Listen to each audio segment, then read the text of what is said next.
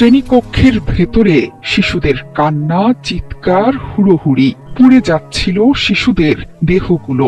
এই বিভীষিকার মধ্যেই কোমলমতি শিশুদের বাঁচাতে আসেন শিক্ষিকা মাহরিন চৌধুরী, মাইলস্টোন স্কুলের কোঅর্ডিনেটর। তীব্র আগুনের তাপে তিনিও তখন পুড়ছিলেন, তবে শিশুদের বাঁচানোর আপ্রাণ চেষ্টা চালিয়ে গেছেন শেষ মুহূর্ত পর্যন্ত।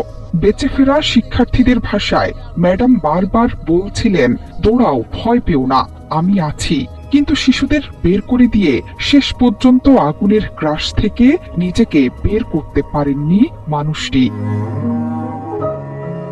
মা বাবার পরেই শিক্ষকের স্থান। বিদ্যালয়ে শিশুর শিক্ষা থেকে নিরাপত্তা সবকিছুর দায়িত্বই চলে আসে শিক্ষকের ওপর। বিমান বিধ্বস্তের সেই বিভীষিকায় ফুলের মতো শিশুদের আগুনের মধ্যে রেখেই নিজেকে বাঁচাতে পারতেন মাহরিন চৌধুরী। কিন্তু শেষ নিঃশ্বাস পর্যন্ত শিশুদের মাথার উপর ঢাল হয়েছিলেন এই মানুষটি। 20 জন শিশুকে নিরাপদে ক্লাসরুম থেকে বের করে আনার চেষ্টা করতে করতেই পুড়ে গেছে তার শরীরের পুরোটা। শেষ পর্যন্ত এই বিশাল হৃদয়ের মানুষটিকে বাঁচানো সম্ভব হয়নি।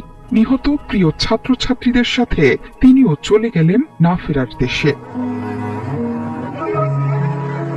মাহরিন চৌধুরীর শোকগাথা এখন সবার মুখে মুখে। সামাজিক মাধ্যমে আত্মীয় পরিজন থেকে পরিচিতরা সবাই তাকে নিয়ে বার্তা দিয়েছেন। ভাই মুনাফ মুজিব চৌধুরী লিখেছেন, বিমান বিধ্বস্তের পর মাহরিন চৌধুরী প্রথমেই ক্লাসরুম থেকে বের হয়ে আসেননি, বরং যতজন শিক্ষার্থীকে সম্ভব বের করে আনার চেষ্টা করেছেন। কিন্তু শেষ পর্যন্ত তিনি 100% দগ্ধ হন।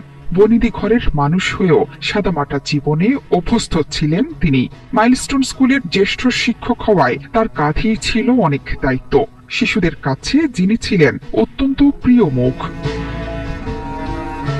মাহরিন চৌধুরীর স্বামী স্ত্রীর সবশেষ অবস্থা জানাতে গিয়ে বলেছিলেন, মাহরিনের পা থেকে মাথা পর্যন্ত ঝলসে গেছে। আইসিইউতে প্রবেশের আগে স্বামীকে তিনি জানিয়ে গিয়েছিলেন কি হয়েছিল সেই সময়ে। স্বামীকে জানান, স্কুল ছুটির পর বাচ্চাদের নিয়ে বের হচ্ছিলেন তিনিও। ঠিক তখনই গেটের সামনে বিমানটি বিধ্বস্ত হয়। নিজে দগ্ধ হলেও সে সময় বাচ্চাদের বাঁচানোর চেষ্টা করেছেন তার স্ত্রী।